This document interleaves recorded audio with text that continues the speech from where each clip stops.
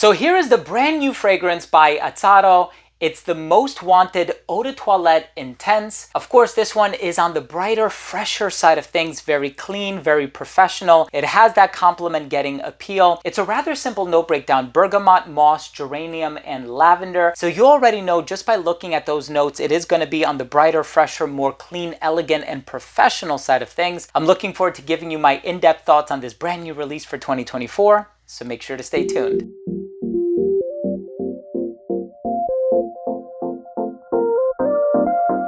Now, before I begin today's episode and I give you my thoughts on the brand new Azzaro, the most wanted Eau de Toilette Intense, I'm going to comment on the notes, the smell, performance, longevity, comparisons, all that good stuff. But before I dive into the review, I do want to mention that if you're a fan of fragrance-related content and if you love smelling your best, hit subscribe, hit the bell, and also please give this video a thumbs up for the algorithm. It would really mean a lot to me. So here we are dealing with the brand new release, and of course I have the original Azzaro Wanted, I have Wanted by Night, I have the Most Wanted. I purchased pretty much all of them since they started coming out with fragrances from this line, and you know that the Most Wanted is a fantastic fragrance. This is the Eau de Toilette Intense. Now, of course, when you add Intense or Elixir or one of these other designations in the name, people initially get the impression that it's going to be darker, that it's going to be bolder, it's going to be more charismatic sometimes, it's going to be more conducive to wintertime wear, maybe more vanilla, more spices, more amber. This actually takes things in the opposite direction. This is actually a very bright, fresh, clean, professional, energizing, and fulfilling fragrance, and I'm smelling it in the air right now. There's a lot of lavender and geranium. It's bright, it's a little minty, but it is that compliment-getting DNA that we're seeing from a lot of different brands nowadays, but it still manages to do things in its own unique manner. I'm looking forward to giving you my thoughts on the smell. Let's start things off with a quick look at the presentation first.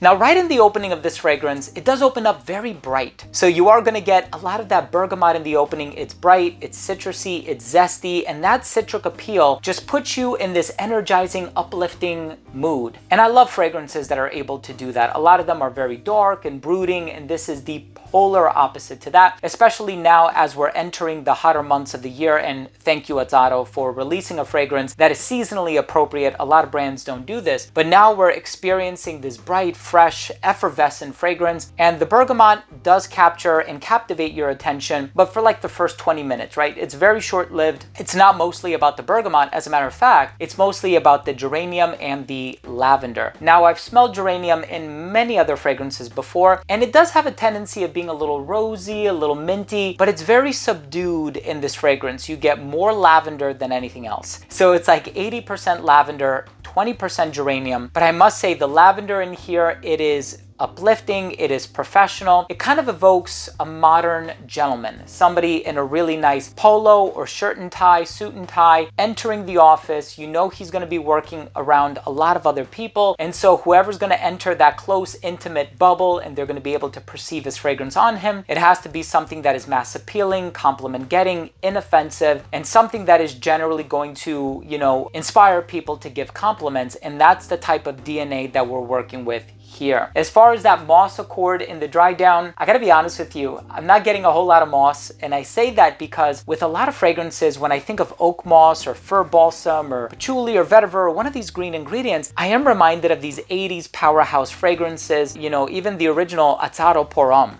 Right? That was one of those earthy, mossy, and it's a classic at this point. But I really enjoyed the fact that with this particular fragrance, it's green, but in a very upbeat, modern way. So I tried this for the very first time when I was visiting my local Macy's, and the sales associate was kind enough to spray it for me, and she goes, "Oh, have you tried this one? It's the new Intense." And I smelled it and I said, "Where's the Intense?" And I realized the Intense is not necessarily part of the olfactory DNA, right? It's not heavy or spicy or sweet or ambery or anything like that, but the performance on it is actually quite good. Please try this one when you have the opportunity to do so, and I really hope that you pleasantly enjoy it. Let's go ahead and finish things off with my overall assessment. So first up, in terms of the uniqueness and the overall smell, this fragrance is fairly unique, all things considered. I've tried a lot of other aromatic fragrances that utilize thyme, clary sage, lavender, lavender, the whole sclarine molecule thing, so on and so forth. And I like how this one, it has those bright, fresh elements, but it also has this inoffensive, mossy base that is also on the modern side of things. And I think that's very important. Longevity on this one was a solid 8 hours on skin, which for a fresh leaning fragrance is not super common, especially considering the fact that some of their longest lasting fragrances are like Azzaro's Wanted by Night, or the original The Most Wanted was very, very good. The Eau de Parfum counterpart is also quite good. Projection on this one, really good for the first hour of application. It radiated at an arm's length. It became an elbow's length scent right around hour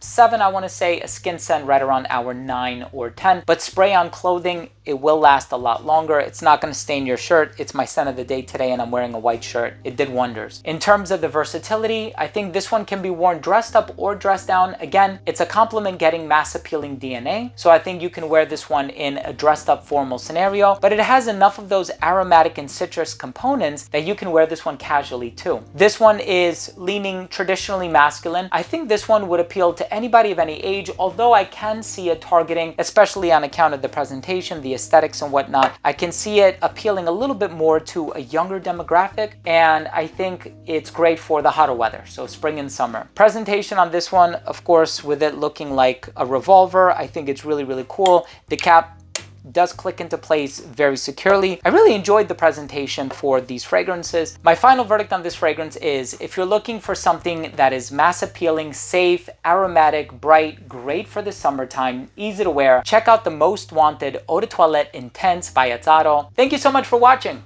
Thank you for joining me. I hope you took something of value from today's episode. If you did, hit subscribe, hit the bell, give this video a thumbs up. Do you have any experience with this fragrance? Also, let me know, what is your favorite Azzaro fragrance? Drop your comment down below. Thanks again for watching. Love you all, and we'll see you tomorrow with a new episode. Bye.